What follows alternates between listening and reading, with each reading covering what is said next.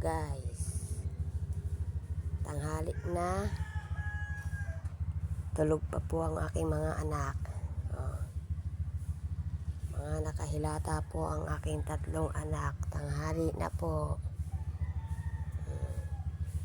Tapos na ako sa mga gawaing bahay. Sila puro tulog pa.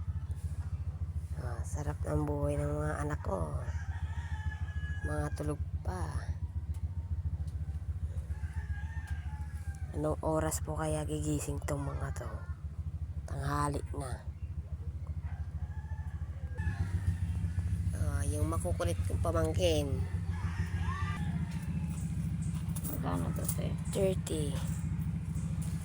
Dami naman ang wallet Ang daming laman. Kala mo ng laman yan.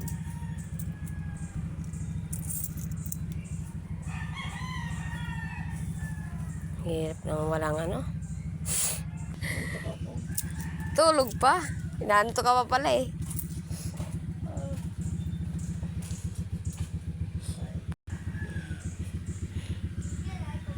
Inaantok pa raw siya, guys.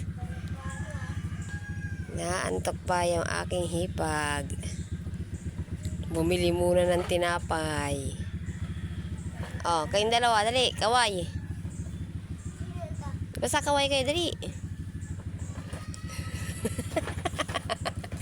Jillian, kaway ka, dali, gawin. Hi ka. Ganun, hi. Dali.